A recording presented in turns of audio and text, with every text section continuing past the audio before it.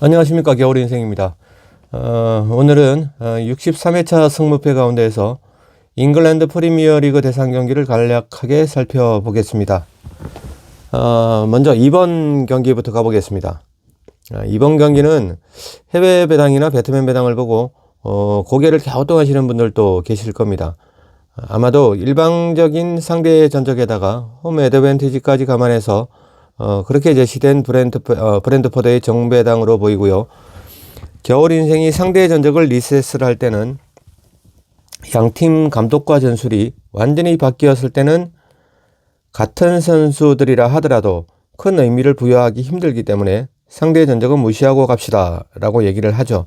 근데 브랜드포드와 웨스트햄의 매치업은 21-22 시즌부터 토마스 프랑크 감독과 모예스 감독의 변함없는 대결로 치러졌고, 웨스트햄이 4전 4패, 단 한 번 또 승리를 거두지 못했습니다. 그것도 2대1, 2대0, 2대0, 2대0. 4경기 모두 브랜드포드가 멀티 득점을 하면서 승리를 챙겼다는 것이죠. 이것은 토마스 프랑크 감독이 모예스 감독의 4-2-3-1 포메이션을 어떻게 잡아야 하는지 모예스 사용법을 완전 정복했다고 볼 수 있는 대목입니다. 당연히 이번에도 고집쟁이 모예스는 4-2-3-1을 버리지 않을 것이고, 프랑크는 또 모예스가 예상하지 못한 새 옷을 입힌 전술로 무장을 할 것 같습니다. 이것이 두 감독이 4번의 대결 동안 해왔던 변함없는 루틴이었습니다. 우리가 가위바위보를 할 때 고집스럽게 바위만 계속 내는 친구들이 간혹 있죠. 그 고집을 모르는 친구들은 가위를 내서 이길 때도 있고 볼을 내어서 질 때도 있겠지만, 그 고집스러운 친구의 루틴을 알고 있는 친구는 항상 가위를 내서 흐뭇하게 약 올리듯이 이깁니다. 두 감독의 비유로 적절할런지는 모르겠지만 현재까지는 그렇습니다. 이러한 관점에서 볼 때 홈 브랜트포드의 승리 구간은 일단 가져가 보고요. 하지만 주중컵 경기에서 아스날을 3대1로 침몰시켰던 웨스트햄의 다시 살아난 공격 라인의 파워는 무시할 수 없는 부분이고, 또 그만한 경기력을 보여주었던 웨스트햄입니다. 혹자분들은 모예스가 주말 경기 생각 없이 감독 개인의 영달을 위해서 아스날이라는 대어를 잡고 싶은 욕심에 파케타를 비롯해서 보웬, 코우팔, 에메르송, 소책, 아구에르, 알바레즈 등 주축 멤버들을 풀타임을 써먹은 이유를 모르겠다는 분들도 계셨지만, 실상은 파케타와 알바레즈는 어차피 옐로우 카드 한도 초과로 브랜드포드와의 경기에서는 나설 수가 없는 상황이고, 스트라이커 보웬의 풀타임 출장은 이날 휴식을 준 안토니오가 브랜드포드와의 경기에서는 훨씬 더 케미가 좋았다는 것입니다. 팀의 사령관인 워드프라우스에게는 경기 감각을 유지시켜주는 10분가량의 시간만 할애했을 뿐입니다.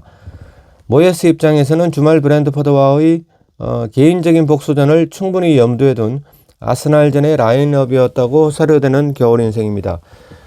웨스트햄 모예스 감독의 이러한 고육지책에도 불구하고 아스날을 2골 차로 잡았다는 건 웨스트햄 라인업들의 사이클이 올라가는 시점이라고 생각할 수밖에 없습니다.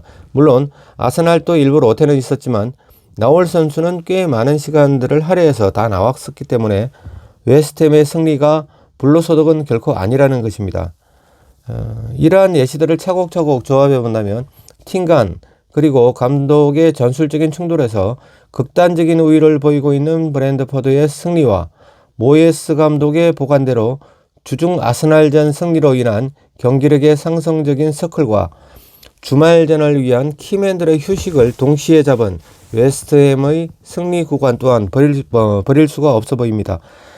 이번 경기의 공략 구간은 홈팀 브랜드포드의 승리와 패배 구간을 복식으로 가져가 보겠습니다.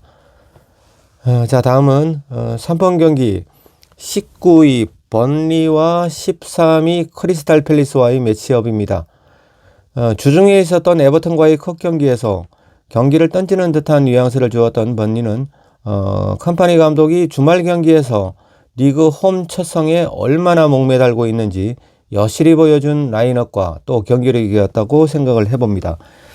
이 경기의 가장 큰 체크 포인트라고 한다면 번리의 남아공 국대 CF죠.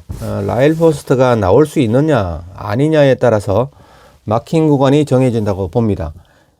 일단은 백척간도의 팀 상황을 감안한다면 전원 공격, 경기 중 스코어 변동 상황에 따라서는 전원 수비라도 불사할 항전 의사를 주중 경기를 통해 내비친 번리의 컴퍼니 감독입니다.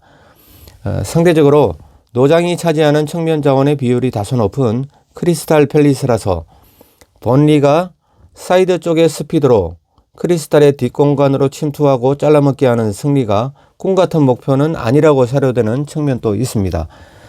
하지만 이런 것도 큰 경기 경험이 많은 국대급 스트라이크들이 포진되어야 원찬스에 메이드할 수 있는 경쟁력을 장착하게 되는 것입니다.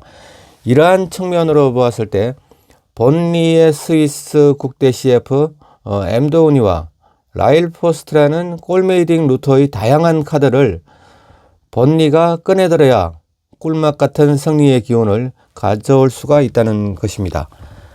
상대팀 뒷공간 틀기와 도둑질의 공통점은 혼자서는 힘들고 손발이 맞아야 한다는 것입니다. 자, 반면에 크리스탈은 에제의 공백에 너무 집착할 필요는 없어 보이고요. 리빌딩 같지 않은 자연스러운 재건축을 진행 중인 것으로 보이면서도 어색함이 전혀 없는 크리스탈입니다. 지난 맨유 원정에서 보여준 앤더슨과 구에이의 3선 중앙부터 두꾸레와 휴저의 2선 중앙, 여기에서 철통 같은 수비의 퍼포먼스를 보여주면서 그 수비의 동력으로 좌우의 에제와 아예오에게 갈라쳐주는 장면은 그 장면을 떠올리면 번리의 승리 또한 뜬구름 잡는 듯한 느낌입니다.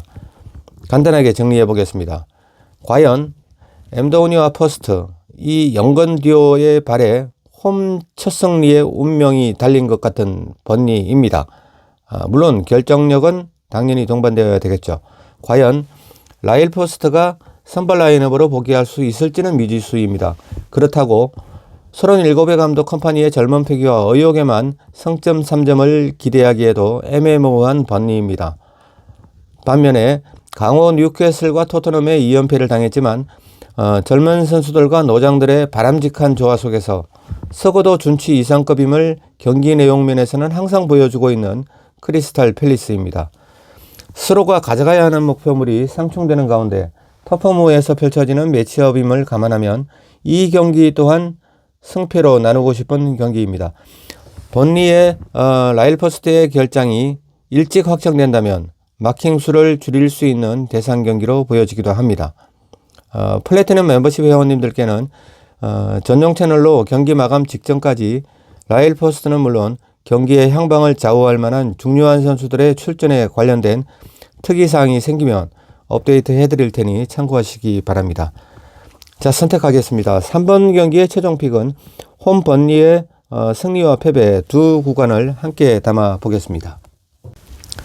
자, 다음은 4번 경기 15위 에버턴과 7위 브라이튼 알비온의 매치업입니다. 공미에 위치한 두꾸레와 해리슨이 살아나고 칼버트 러윈이 부활하고 이제 단주마까지 서서히 예열하면서 투입을 준비하고 있는 에버턴은 이번 구디슨 파크에서 리그 연승 가도를 달릴 준비를 마친 것으로 보입니다. 반면에 브라이튼은 주축 레프트백이었던 에스투피난이 부상자 명단에 올랐던 9월이었던가요? 그때부터 조금씩 힘든 여정들을 걸어왔습니다. 그리고 10월에 오른쪽 날개 쪽에서 엄청 높이 비상 중이던 솔리마치 그의 세컨 포지션인 에스투피난의 왼쪽 포지션까지 내릴 정도로 다소 부침을 겪는 과정에 있던 그런 브라이튼 알비온이었습니다. 그러고 나다가 오른쪽 라인 전역을 빠른 발로 커버하던 램티까지 아웃되면서 하락세의 조짐이 보이기 시작했던 건 사실입니다. 하지만 에스투피난과 솔리마치의 회복 여부에 겨울 인생도 촉각을 곤두세우고 있고 구디슨 파크 원정에서는 아마 벤치에서 출발이 가능하지 않을까 전망을 해봅니다. 자, 이 경기의 쟁점은 에버튼이 주중 번리와의 경기 후 3일이 채 안 된 상태에서 강호 브라이튼을 만나게 된다는 점이 에버튼의 피지컬 회복 지수에서 다소 부담스럽고 이 경기에서 상승세의 팀 분위기를 이어가야 한다는 벤치의 정신적인 압박감 또한 부담스러울 것이라는 것입니다. 정말 두 팀이 절체절명의 순간 절묘한 타이밍에서 만나 배터들의 선택을 힘들게 하고 있습니다.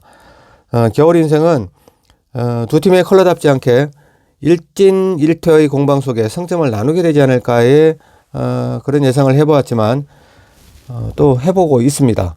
선택장애 증세가 재발될 것 같은 이 부분은 독식 조합픽의 무승부를 담고 전력의 분석을 토대로 한 주력 선택 구간에는 5번 경기 또한 승패로 경기를 찢어보겠습니다.